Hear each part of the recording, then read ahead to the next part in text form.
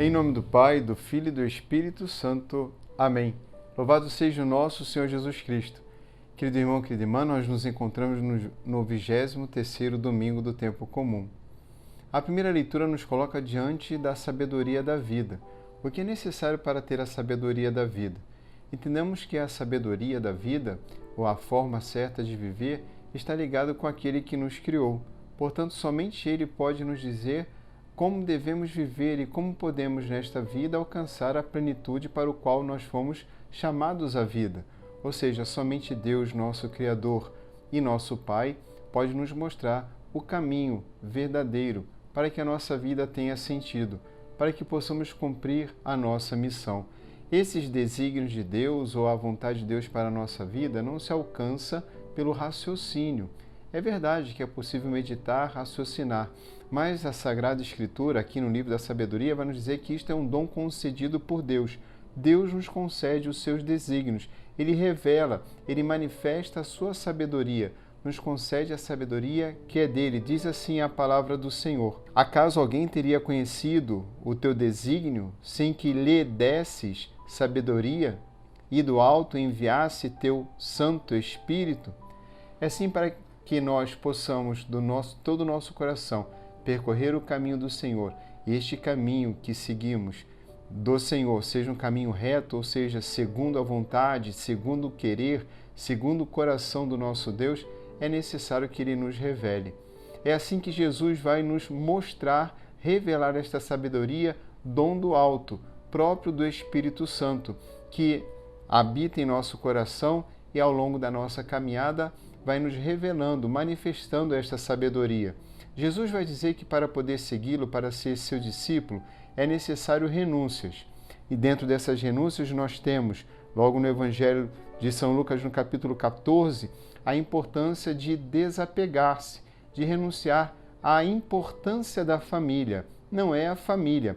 O verbo na tradução litúrgica que nós ouvimos diz desapego, esta tradução. Entretanto, no original é odiar. Quem não odeia seu pai e sua mãe. É claro que Jesus não manda odiar, porque o mandamento é o amor. Odiar aqui significa colocar em segundo plano, a partir de uma outra coisa que vem primeiro, que é a escolha de ser discípulo do Senhor. Então a família, e não apenas a família, o próprio amor à sua vida, a própria vida, o valor da vida, bem como os bens da terra, devem ocupar um lugar secundário, depois de um valor maior, que é Jesus. Esta radicalidade da nossa fé é muito marcante e ela determina a nossa forma de viver como cristãos católicos. É por isso que ou vivemos radicalmente o chamado do Senhor, ou então temos uma vida medíocre. Mas eu acho que este segmento, ser discípulo de Jesus nesta medida, deve ser apenas para os religiosos, para os padres, e não é verdade. Toda esta proposta é para todo aquele que nele crê, ou seja, ele ocupa o primeiro lugar, depois vem a família, vem os amigos, depois vem os nossos interesses egoístas, a preocupação com a nossa vida, a nossa satisfação, a nossa própria realização. O Senhor nos leva a uma autotranscendência, sairmos de nós mesmos, dos nossos interesses particulares, pessoais, egoístas, para um interesse maior da vida, a respeito do mundo e das pessoas. É assim que, se ficamos apegados aos bens, não conseguimos realizar isso. Bom, esta proposta é para todo aquele que recebe o Espírito Santo, ou seja, ser discípulo. Nesta modalidade de exigência é para todo batizado, para todo crismado, para todo aquele que casa. E sabemos bem as exigências do matrimônio, como também para aqueles que se ordenam, como para aqueles que seguem a vida religiosa, seguindo a Jesus mais de perto, indo atrás do Senhor. Somos todos, portanto, discípulos, é isso que ele vai dizer, carregar a cruz e caminhar atrás dele. E é assim que nós somos seus discípulos. Então é muito fácil dizer discípulo missionário, discípulo missionário, discípulo missionário. Sim, é fácil dizer. Agora é necessário, então, compreender o que é ser discípulo, para viver profundamente o ser missionário, levar ao mundo esta revelação, ser no mundo este canal, este caminho no qual o Senhor manifesta a sua sabedoria.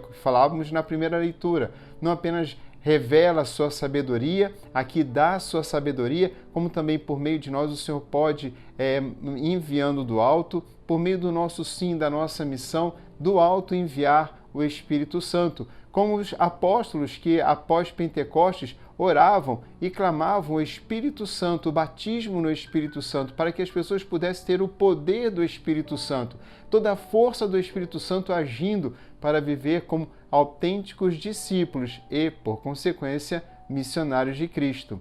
Ora, não há prova de amor maior do que dar a vida. É assim que São Paulo dá a sua vida por causa de Cristo, por causa do anúncio do Evangelho. Por amar a Jesus, ele anuncia desta forma o Evangelho.